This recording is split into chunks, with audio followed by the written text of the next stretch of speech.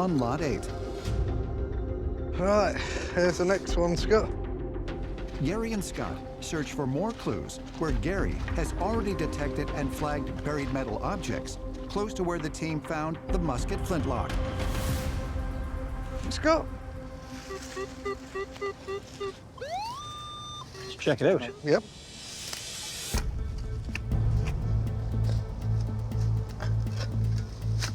I'd like to find something connected to that feature behind us, mate.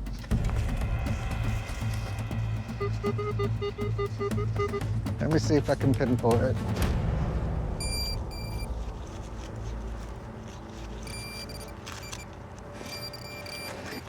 Got it. Oh, you got it. Oh, shotgun shell. Oh. You can't win them all. But like I always tell the guys, you got to dig through the trash to get to the treasure. All right, mate, I'll put it in the pouch and we'll move to the next flag, which is just over there. We have to keep digging in the area and hopefully recovering artifacts, because one of the great things about metal detecting on Oak Island is you never know what's going to come out the old next. All right, here's the next one, Scott. Good hit? Yep, good non-ferrous hit. Should be just there.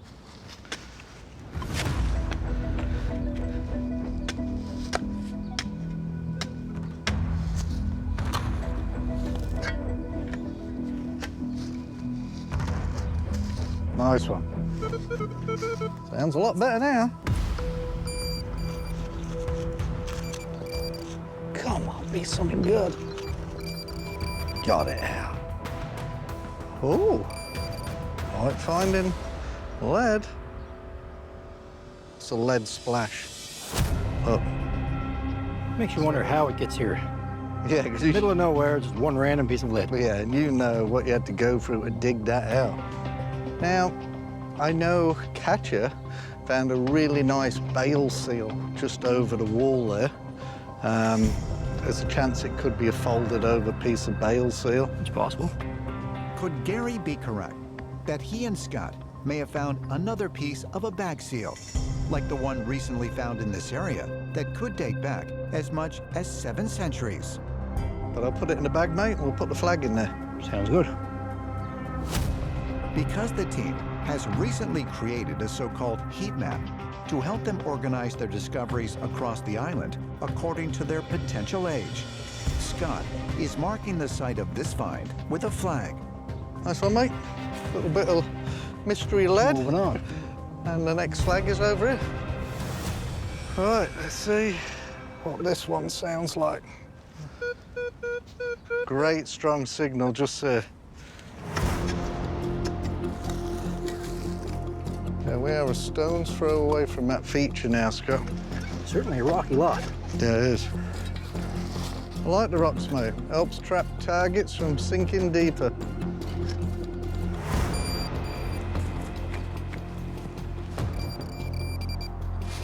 What we got here, I know what it feels like, and I'm hoping it is. We have got some big chunks here. I believe this is it. I think this is a big piece of iron, look. See that, mate? There's a big, big chunk of iron right there. You could chunk around that, because if this is an old piece of iron, it would really help us try and explain this feature behind us on Lot 8. I agree. We need an artifact or something to tie this to man. Yeah.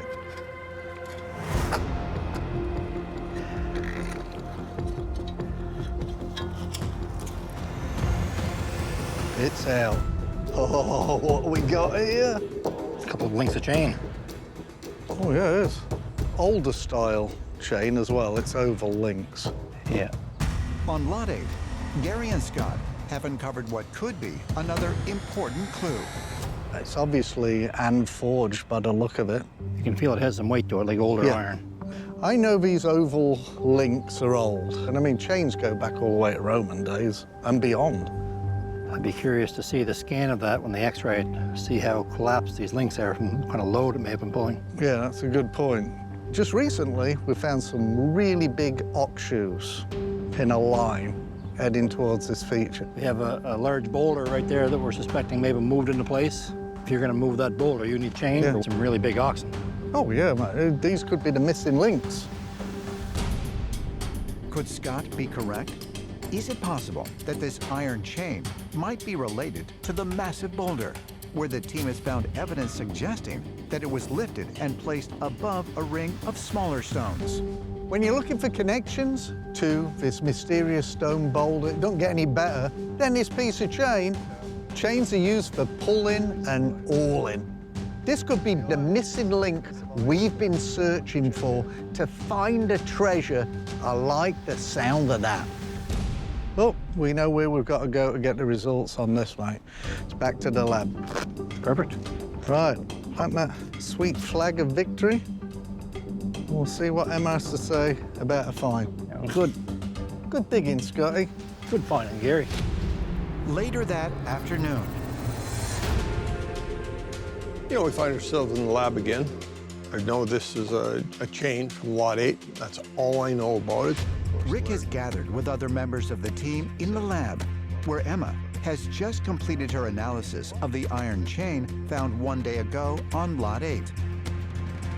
So you two were instrumental in the find and the recovery. Why don't you tell us about the item in front of us? Yep.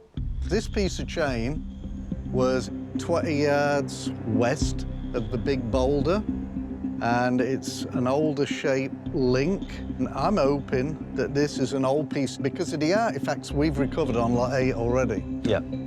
So what have you found out about it? So first I'll just bring up the CT scan, just get a clearer view of the original shape. That looks really well made. Yeah, so it's forged. The seams, there's no buttons, there's no welding, obvious welding signs. All of these point towards a non-modern link. So we'll just move on to the composition. It's a very pure iron. It's averaging at 99%. And I'm just gonna say off the bat, good signs for pre-1800s date range. Brilliant. Yeah. What date are you putting on this? Okay, so I'd say comfortably 1600s based on the composition, but technically it could go back to the 1500s Wow. because you do still see some traces of phosphorus. So that in there is aligning with the iron industry during that time period. You can see from the image, though, it's had a hard life, a rough life, because you can see on the corners how it's thin on the curve. Oh, the wear patterns. Yeah, the wear pattern. It went through some heavy workload. Well, if you were moving a 50,000-pound boulder, Exactly. you know, it's 20, 25 yards away from that big boulder on Lot 8 that we're really curious. So if it was placed there, this may have been the chain that hauled it there. The chain's hanging around for a long, long time. Those dates certainly align with the Knights of Malta. Yeah. That timeline fits. Yep. We know that, right? We know they were in Fort Point, Isaac de Resley, right? Yeah. Could Rick be correct that the team has found another piece of evidence that may tie the Knights of Malta to the Oak Island mystery? If so, could this chain also be related to the flintlock that was found on Lot 8?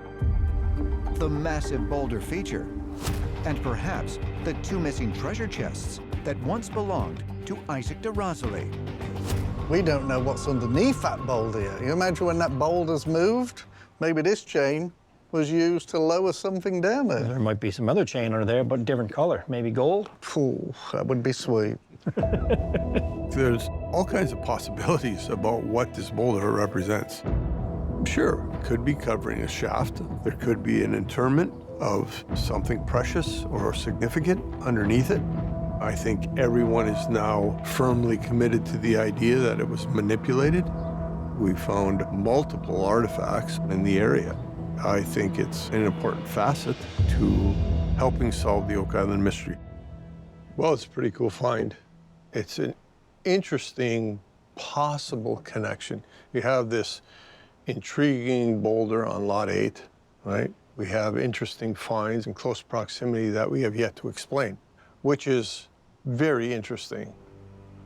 It begs for more data, but in order to do that, we've got to get out back and find some more. Yeah. Let's get to work. Yeah, hopefully there's some more answers there. Okie doke. Thank you both. See you later. See ya.